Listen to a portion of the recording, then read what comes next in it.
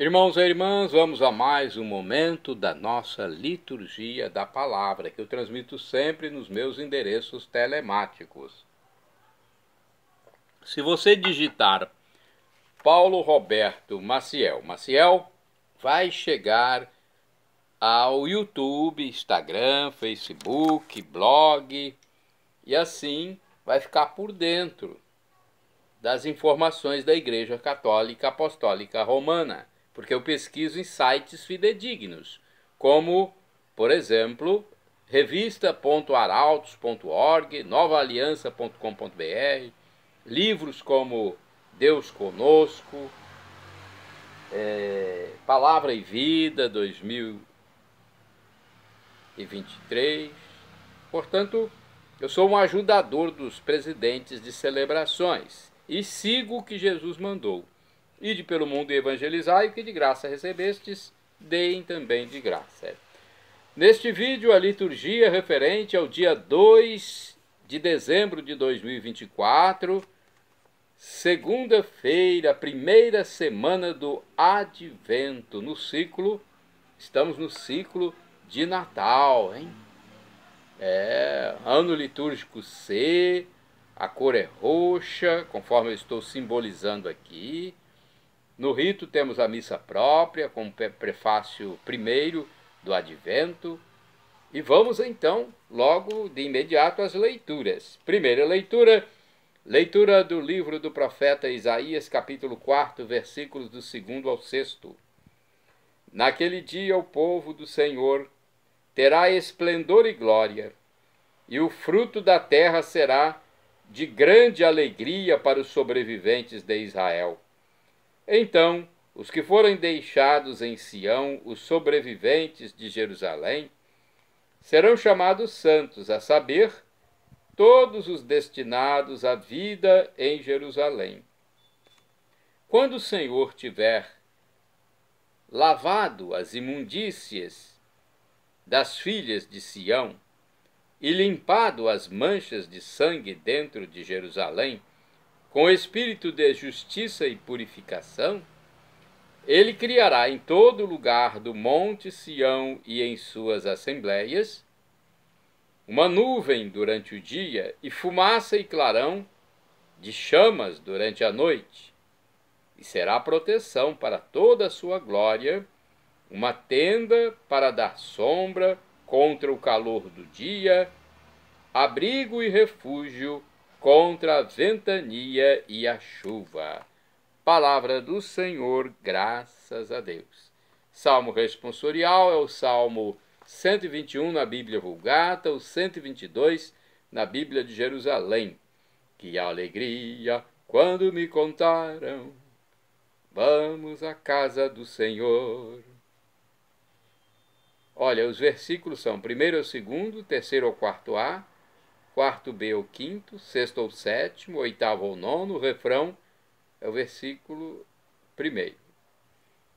Que alegria quando me disseram, vamos à casa do Senhor. Que alegria quando ouvir que me disseram, vamos à casa do Senhor. E agora nossos pés já se detêm, Jerusalém, em tuas portas. Que alegria quando me disseram, vamos à casa do Senhor. Jerusalém, cidade bem edificada num conjunto harmonioso. Para lá sobem as tribos de Israel, as tribos do Senhor. Que alegria quando me disseram, vamos à casa do Senhor. Para louvar, segundo a lei de Israel, o nome do Senhor. A sede da justiça lá está, e o trono de Davi. Que alegria quando me disseram, vamos à casa do Senhor. Rogai que viva em paz Jerusalém, e em segurança os que te amam. Que a paz habite dentro dos teus muros, tranquilidade em teus palácios. Que alegria quando me disseram, vamos à casa do Senhor. Por amor a meus irmãos e meus amigos, peço, a paz esteja em ti. Pelo amor que tenho à casa do Senhor, eu te desejo todo o bem. Que alegria quando me disseram, vamos à casa do Senhor. Repitamos, que alegria quando me disseram, vamos à casa do Senhor. Agora vamos ao Evangelho escrito por São Mateus, capítulo 8, versículos do 5 ao 11. Antes vamos aclamá-lo. Aleluia, aleluia, aleluia, aleluia, aleluia, aleluia, aleluia, aleluia. Ó vinde libertar-nos, Senhor e nosso Deus. Mostrai a vossa face e nós seremos salvos. Aleluia, aleluia, aleluia, aleluia, aleluia, aleluia, aleluia, aleluia. O Senhor esteja convosco. Ele está no meio de nós. Proclamação do Evangelho de Jesus Cristo segundo São Mateus. Glória a vós, Senhor. Pelo sinal da Santa Cruz, livra-nos Deus nosso Senhor dos nossos inimigos. Naquele tempo, quando Jesus entrou em Cafarnaum, um oficial romano aproximou-se dele, suplicando: Senhor, o meu empregado está de cama lá em casa, sofrendo terrivelmente com uma paralisia. Jesus respondeu: vou curá-lo. O oficial disse: Senhor, eu não sou digno de que entres em minha casa. Dize uma só palavra, e o meu empregado ficará curado, pois eu também sou subordinado e tenho soldados sob minhas ordens. Eu digo a um vai, e ele vai, e a outro vem, e ele vem. E digo a meu escravo, faze isto, e ele o faz. Quando ouviu isso, Jesus ficou admirado e disse aos que o seguiam: em verdade vos digo, nunca encontrei em Israel alguém que tivesse tanta fé. Eu vos digo, muitos virão do Oriente e do Ocidente e se sentarão à mesa do reino dos céus, junto com Abraão, Isaque e Jacó. Palavra da salvação, glória a vós, Senhor. Pelo sinal da Santa Cruz, livra-nos Deus nosso Senhor dos nossos inimigos. Olha, estamos na segunda-feira, primeira semana do Advento. O tempo do Advento é de grande apreço pela Igreja, pois nele celebramos a esperança do nascimento do Salvador Jesus Cristo. E olhamos para o futuro, para a sua segunda vinda, juízo final. É a eternidade de Deus em nosso tempo e em nossa história. Vamos saber um pouco mais sobre este Evangelho aqui no livro Dia a Dia com o Evangelho. Duas virtudes destacam-se de imediato na pessoa do oficial romano. Primeira virtude, a humildade. Segunda, a fé. O oficial, chamado também de centurião, era responsável por 100 soldados romanos. Portanto, exercia importante cargo na sociedade.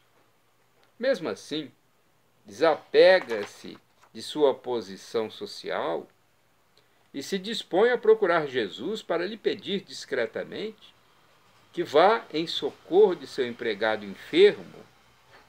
Embora não pertença ao povo de Israel, o centurião crê que Jesus é um enviado de Deus e tem poder de curar. Jesus não só atende ao seu pedido, curando-lhe o empregado, mas elogia sua fé. O centurião é um dos primeiros de uma série de 100 pagãos que vão se abrir para formar a nova família de Deus, os cristãos. Deixa eu ver aqui mais uma reflexão do livro Palavra e Vida, Mateus 8, versículos do 5 ao 11. A esperança, virtude por excelência do advento, relaciona-se com fé. Porque a esperança não é somente acreditar em algo que vai se realizar no futuro. É acreditar que o que vai acontecer de alguma forma já está aqui, presente e atuando. Acreditamos em Jesus e sabemos, esperamos, cremos que Ele já está atuando em nossas vidas, na igreja, na história, embora nada vejamos na superfície.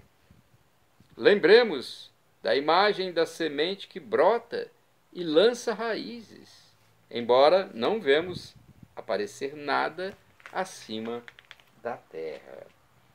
Agora vamos aos santos do dia.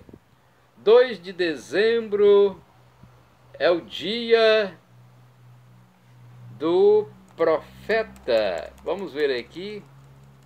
Abacuque. Não é um profeta muito conhecido, não é? Não é muito comentado sobre ele. Profeta Abacuque. Ele é do Antigo Testamento. Diante da iniquidade e da violência dos homens, prenunciou o juízo de Deus, mas também a misericórdia divina. De acordo com o site iptaruma.org.br, Abacuque foi um profeta que viveu 600 anos antes de Cristo, no reino de Judá, contemporâneo do também profeta Jeremias, tendo possivelmente presenciado a desastrosa morte do rei Josias, passando pelo cruel reinado de Jeoaquim, o exílio de Daniel também, e a deportação do próprio rei Jeoaquim. Eventualmente, talvez tenha visto a destruição de Jerusalém, evento sobre o qual profetizou com 20 anos de antecedência. No início do livro, o profeta questiona a Deus sobre o motivo de tanta opressão e injustiça, e o Altíssimo responde anunciando uma medida trágica. Judá tomaria do cálice da sua ira. Surgiria um povo cruel para exercer juízo sobre o seu povo, destruindo totalmente a nação de Judá, exilando o povo para outra terra e colocando abaixo o tão imponente templo de Salomão. Abacuque questiona como Deus, sendo tão santo, puro e justo, se utilizaria dos ímpios para executar um juízo sobre o seu próprio povo. E Deus dá a Abacuque uma visão sobre o futuro, a qual ele deveria registrar e divulgar, pois seria cumprida à risca, e realmente aconteceu, durante os próximos 70 anos. O profeta então fez uma maravilhosa oração em forma de canto, na qual clama por misericórdia, por avivamento da obra do Senhor e sua manutenção ao longo dos anos. Ele adora ao Senhor, exaltando seu grande poder, mas também reconhecendo sua própria insignificância diante de tal grandiosidade. Comovido em seu íntimo e tremendo diante da angústia e desolação que estavam por vir. O final, no entanto, foi emocionante quando o profeta se fortifica nas promessas de Deus e em seu caráter imutável, se alegrando e confessando total confiança no Deus da salvação, que sustenta o seu povo, apesar da destruição anunciada. Santa do dia 2 de dezembro, Santa Bibiana, mártir, vítima da perseguição de Juliano, o apóstata, do século IV. De acordo com pesquisa do padre Evaldo César de Souza, era o ano de 361. O imperador Juliano, que havia renegado a religião, começou uma perseguição implacável aos cristãos. Começou substituindo por pagãos todos os que ocupavam empregos civis e, quando a situação agravou-se, passou a torturar e matar os fiéis. A família de Bibiana foi toda executada. Meu Deus do céu, que coisa, hein?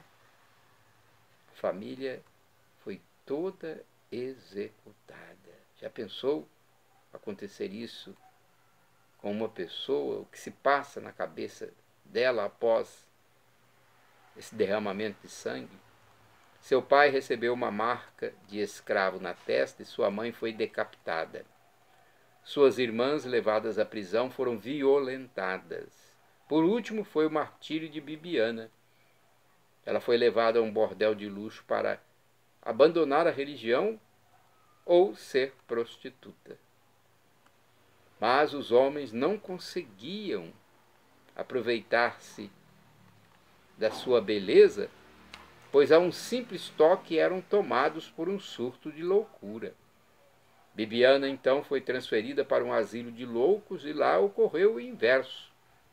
Os doentes iam sendo curados. Então é uma história emocionante, gente. Diante destes prodígios, o imperador exigiu a sua morte e ela foi chicoteada até falecer.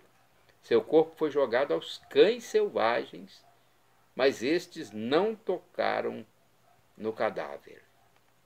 Minha Nossa Senhora, é uma situação muito difícil da gente imaginar, né? Numa época de grande perseguição da igreja. Finalmente, alguns cristãos buscaram o cadáver e deram uma digna sepultura. Puxa vida, hein? É um final, digamos assim, pelo menos melhor do que um corpo jogado aos cães. O Papa Simplício mandou construir no local do túmulo uma pequena igreja dedicada a ela no ano 407. Santa Bibiana é uma das padroeiras da belíssima cidade de Sevilha, na Espanha, e também protege a diocese de Los Angeles, nos Estados Unidos. Santo do dia 2 de novembro, São Cromácio de Aquileia, bispo, faleceu em 407. Transformando a casa paterna em mosteiro, ali levou vida ascética. Com a morte do arcebispo de Aquileia, Valeriano, os fiéis aclamaram-no sucessor. Favoreceu a igreja com suas pregações, esclarecendo de modo incomum as desavenças de sua época. Santo do dia 2 de dezembro, São Silvério, Papa e Mártir, do ano 537, recusando-se a reabilitar Antino, bispo herético de Constantinopla, foi, por ordem da imperatriz Teodora, exilado na ilha de Palmaria, na Itália, onde morreu. De acordo com o site santo.cançãonova.com, Silvério nasceu em Frosinone, na Itália, sendo filho do Papa Hormisdas, que havia se casado antes de se tornar membro do alto clero. Silvério entrou para o serviço da igreja em abril de 536, após a morte do Papa Agapito. Foi eleito mesmo com o descontentamento de muitos que não o queriam como Papa, pois na época ele era apenas um subdiácono, oficial religioso considerado muito baixo para ter acesso ao trono de Pedro. Entretanto, o rei Teodato, com uma ameaça, impôs a sua eleição, restando ao clero aceitá-la. Um dos maiores opositores de São Silvério foi Teodora, esposa do imperador oriental Justiniano, partidária dos monofisitas, doutrina teológica desenvolvida no ano 400 pelo arquimandrita Eutíquio, que negava a natureza divina de Cristo. Teodora havia escolhido para sucessor de Agapito seu pupilo Virgílio. A doutrina monofisismo, condenada herética pelo concílio de Calcedônia em 451, conseguiu encontrar prosélitos por volta dos séculos V e VI, causando uma grande separação de Roma e as igrejas copta, armênia e Jacobina da Síria. No decorrer do conflito, do ponto de vista político, complicava-se a situação na Península Italiana, que na época era disputada por Constantinopla e os invasores godos. O pontificado de Silvério e toda a esfera religiosa pagavam alto preço nessa disputa de poderes. O imperador Justiniano acabou por declarar guerra contra os ostrogodos, enviando seu melhor general Belisário para o combate. Nesse contexto, Teodora ainda travava uma batalha contra Silvério, tentando abrandar suas posições em favor do monofisismo. Entretanto, não tendo sucesso, tramou um complô contra Silvério. Com uma carta falsa, disse que o Papa havia permitido a entrada dos godos em Roma para libertá-los dos bizantinos. Sem o direito de explicar-se, Silvério foi despojado de suas vestes papais e, vestido como monge, foi levado para Constantinopla. Acabou sendo deportado para Patara, na Lícia. Em seu lugar, Vigílio tornou-se papa, mas não foi hostil ao monofisismo. Eleito como o 58º Papa da Igreja de Roma, o pontificado de Silvério durou apenas um ano, por causa dessa grande guerra que perdurou por 18 anos. O bispo de Patara, disposto a inocentar Silvério, apresentou ao imperador provas irrefutáveis que obrigaram Justiniano a libertá-lo e mandá-lo de volta para Roma. Porém, Virgílio, para se defender, fez com que o general Belisário prendesse Silvério e o deportasse para a ilha das Pontinas, em Palmarola. Na tentativa de acabar com o cisma entre as igrejas neste território, Silvério decidiu abdicar e, em aproximadamente um mês, em 2 de dezembro de 537, faleceu. Foi declarado santo padroeiro de sua cidade, Frosinone, na Itália. Santa do dia 2 de dezembro, Santa Catarina de Ricci, virgem, faleceu em 1590, foi uma religiosa dominicana. Viveu misticamente a paixão de Cristo e recebeu os estigmas. Manteve correspondência com São Felipe Neri, São Carlos Borromeu e Santa Maria Madalena de Pazzi. De acordo com pesquisa do padre Evaldo César de Souza, Catarina pertencia à nobre família Ricci, da Itália, onde nasceu em 1522, sendo batizada com o nome de Alexandria. Ainda pequena, com apenas 6 anos, fez uma experiência num convento e passou a chamar-se Catarina. Com o passar do tempo, desistiu e voltou para casa, mas não perdeu a disciplina e o desejo da vida consagrada. Teve possibilidades de casamento, mas a vida consagrada pulsava mais alto no seu coração. Com a idade de 14 anos, Catarina procurou de novo a vida religiosa e entrou num mosteiro dominicano. No convento, Catarina viveu a pura alegria, o sofrimento, a humildade, o desejo profundo de imitar Santa Catarina de Sena, entre outras ações. O seu modelo de espiritualidade era Jesus crucificado.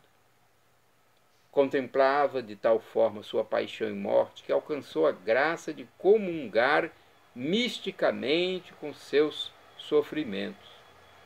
Os dons místicos de Santa Catarina não eram motivo de orgulho. Sua vida comunitária era tão encarnada no Evangelho que chegou a ser, no convento, mestra de noviças e superiora por mais de 40 anos.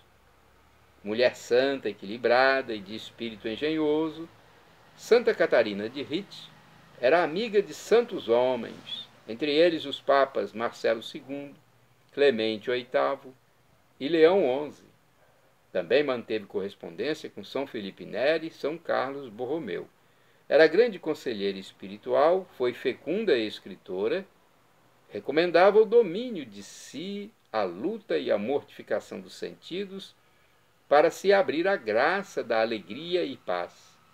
Santa Catarina de Ritt recomendava a devoção à Sagrada Paixão e Morte de Cristo, também a docilidade ao Espírito Santo, para se chegar ao total abandono nos braços do Pai e sua vontade. Morreu em 1590, foi beatificada em 1732 pelo Papa Clemente XII e canonizada em 1746 pelo Papa Bento XIV.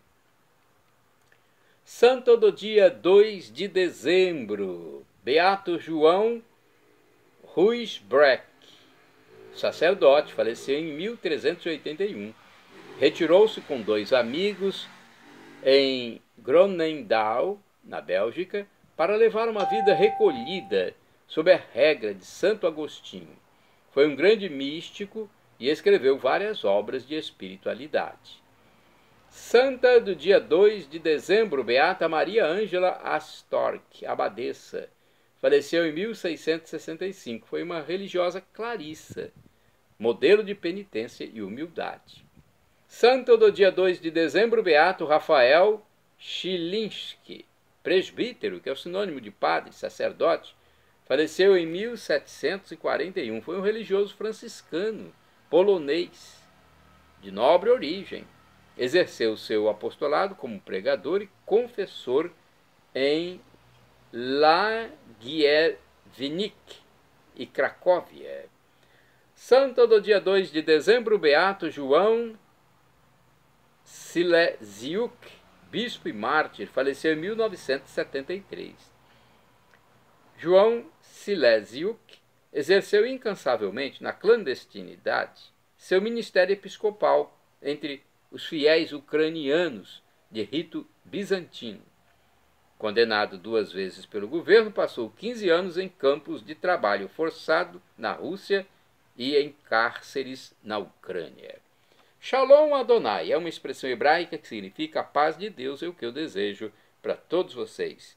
El Shaddai, também do hebraico, significa Deus onipotente, Deus todo-poderoso. Ele proverá aquilo que você deseja, se for para o seu bem. O professor e escritor de mais de 100 livros da Igreja Católica, Felipe Rinaldo Queiroz de Aquino, em seu canal no YouTube, diz que Deus pode nos dar uma dessas 3 respostas quando suplicamos algo. Sim, não ou espere. A que for melhor, Ele nos dará, pois afinal de contas é nosso Pai onisciente. E agora eu clamo Maranatá, como dizemos nós católicos, ou Maranata, como dizem nossos irmãos separados, os evangélicos ou protestantes. Não importa a pronúncia, o significado é o mesmo. Vinde, Senhor Jesus. Um dia Ele voltará e será o juízo final. Eu quero a vida eterna com Deus Pai, Deus Filho e Deus Espírito Santo. Para isso, eu creio em Jesus como Deus, sou batizado e arrependo-me dos meus pecados. Faça isso também. Perdão, Senhor, pelos meus pecados passados, presentes, futuros, físicos e espirituais, pecados do pensamento, palavras, atos, omissões, e me dê a vida eterna. Meu Jesus, eu quero a vida eterna convosco. Acesse Paulo Roberto Maciel, YouTube, Instagram, Facebook e blog.